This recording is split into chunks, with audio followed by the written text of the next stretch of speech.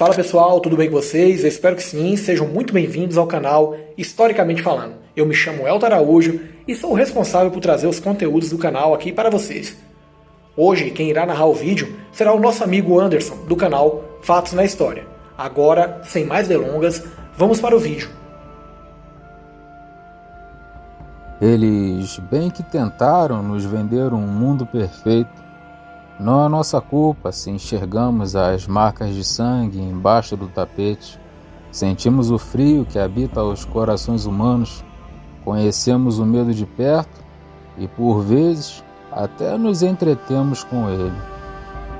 Um psicopata brutal, uma série de assassinatos macabros tão perturbadores que esgarçaram os limites da realidade para serem eternizados na ficção de horror. Conheça Ed Gein, um psicopata real que, por caminhos improváveis, ganhou uma sinistra relevância cultural na ficção do século XX. A vida e os crimes cometidos por Ed Gein, assassino em série e ladrão de lápides americano, são dignos de um filme de terror.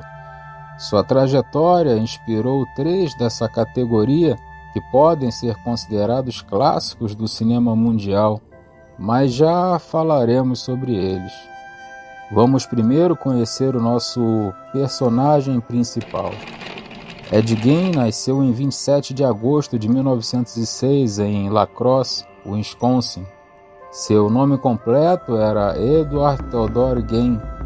Ainda criança, teve que se mudar com a família para uma fazenda isolada a cerca de 190 quilômetros de sua cidade natal. Gein só deixava a casa para ir à escola e dedicava a maior parte do seu tempo aos afazeres domésticos. Sua família era formada pelo pai, George Philip Gein, sua mãe, Augusta Wilhelmine, e o irmão mais velho, Henry. O casamento de seus pais não era feliz, com seu pai mudando de emprego com frequência e vivendo embriagado constantemente. Mesmo assim, seus pais ficaram juntos até a morte de George em 1940. Foi a partir daí que Gein e seu irmão saíram um pouco de seu isolamento, passando a fazer pequenos serviços na vizinhança. Os irmãos eram vistos como pessoas confiáveis e honestas pela vizinhança, com Ed aceitando empregos como babá de algumas crianças.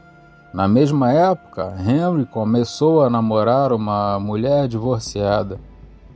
Sua mãe Augusta sofria de uma espécie de fanatismo religioso e dizia para seus filhos que não os deixava se aproximarem de nenhuma outra pessoa, principalmente de mulheres, porque o mundo era um lugar corrompido e todas as mulheres eram naturalmente prostitutas, com exceção dela mesma, claro. Outro fato importante a se destacar é que, quando Augusta reservava tempo para ler a Bíblia para seus filhos, escolhia principalmente trechos do Antigo Testamento, dando uma estranha ênfase para as narrativas envolvendo mortes e castigos divinos. No ano de 1944, enquanto Ed e seu irmão queimavam parte da vegetação da propriedade da família, o fogo saiu de controle e atraiu os bombeiros, que ajudaram a controlá-lo. Os irmãos haviam se separado durante o incêndio e Ed dizia não conseguir encontrar Henry, que foi dado como desaparecido. A polícia fez buscas na fazenda e encontrou o corpo de Henry deitado de bruços, aparentemente morto há algum tempo. A causa da morte foi dada como problema cardíaco, já que ele não apresentava queimaduras ou lesões. Apesar do acontecimento estranho, não foi feita nenhuma investigação mais profunda e, mais tarde, foi levantada a hipótese de Ed ter matado o irmão. Com o irmão morto, Ed se tornou ainda mais apegado à sua mãe superprotetora, se isolando do convívio social, fato agravado por um acidente vascular cerebral que Augusta sofreu pouco tempo após a morte de Henry. Pouco tempo depois, Augusta faleceu o que deixou Ed desolado e o levou a ter um comportamento cada vez mais estranho, ainda que seus vizinhos não suspeitassem de nada.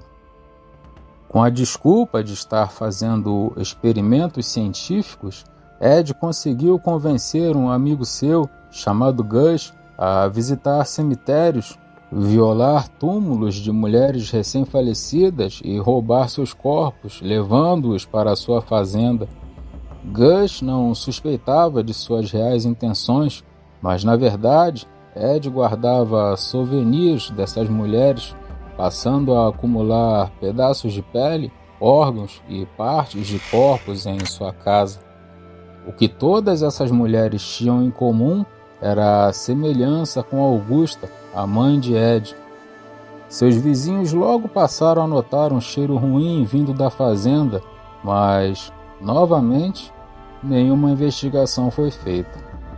Logo, Ed passou a ter outros planos e começou a colocá-los em prática, sozinho. Esses planos envolviam não apenas pegar os corpos de mulheres recém-falecidas. Em dezembro de 1954, Mary Hogan, que administrava uma taberna, desapareceu. Através da investigação, foi encontrado sangue no seu local de trabalho, o que sugeria que um crime havia sido cometido. Ed a havia assassinado um dia antes e levado seu corpo para a fazenda. Chegando lá, ele tirou toda a sua pele e utilizou partes do seu corpo para confeccionar objetos domésticos. Em novembro de 1957, Bernice Worden, dona de uma loja de ferragens, também desaparece. Frank Worden e o xerife local, ao vasculharem a loja, encontraram o último recibo emitido por Bernice, um galão de anticongelante para Ed Gein. Isso foi o suficiente para que eles saíssem em busca do suspeito. Ed foi encontrado em uma mercearia e, ao ser questionado pela polícia, acabou confessando, de forma não intencional, que havia matado Worden. Ao chegarem à casa de Ed, os policiais se depararam com o corpo de Worden decapitado, pendurado pelos pés com uma barra nos tornozelos e as mãos amarradas.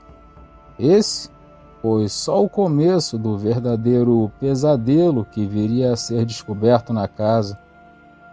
Ed não cuidava daquela casa cheia de sujeira, poeira e partes de corpos conservados. Apenas o quarto de Augusta estava limpo. Na verdade, encontrava-se impecável. Os conhecimentos de Ed sobre a preservação de couro estavam sendo aplicados para conservar pele e partes dos corpos de suas vítimas. Alguns ossos e crânios acabaram virando utensílios domésticos. Cadeiras foram forradas com pele humana e outras partes de corpos estavam sendo usadas como objetos do dia a dia, como um cinto e uma calça feitos de pele.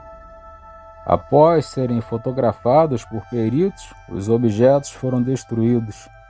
Circulam pela internet algumas imagens de objetos atribuídos a Ed, mas apenas um deles teve sua origem comprovada, um caldeirão metálico. O primeiro julgamento de Ed terminou em 21 de novembro de 1957. Ele foi diagnosticado com esquizofrenia, sendo levado para o Hospital Estadual Central para Criminosos Insanos, onde permaneceu por 11 anos. Em 7 de novembro de 1968, Ed foi novamente levado a julgamento após a equipe do hospital considerá-lo mentalmente estável. Sob juramento, um psiquiatra falou a favor de Ed, dizendo que o assassinato de Worden podia não ter sido intencional. Ed alegou que a arma disparou enquanto ele a manuseava na loja de ferragens e que ele não se lembrava do que havia acontecido depois. Em 14 de novembro de 1968, Ed foi considerado culpado pelo juiz Robert Goldman, mas após um novo julgamento, que contou com médicos tanto na defesa quanto na acusação, O juiz o considerou inocente por motivo de insanidade e ele foi levado novamente para o hospital psiquiátrico, onde permaneceu até sua morte em 26 de julho de 1984. Ed Gein pode não ter feito um número grande de vítimas, mas os crimes cometidos por ele inspiraram pelo menos 3 personagens famosos de filmes de horror: Norman Bates, do filme Psicose, Leatherface, de O Massacre da Serra Elétrica, e Buffalo Bill, de O Silêncio dos Inocentes. Essa foi a história de Ed Gein, o serial killer que assassinou e desmembrou mulheres e, de forma particularmente macabra, arrombou túmulos e roubou cadáveres para confeccionar máscaras com suas peles, enfeites com seus membros e utensílios de cozinha com seus ossos. Foi o assassino necrófilo que assombrou os sonhos da América dos anos 1950 e, ironicamente, mudou para sempre a cultura pop.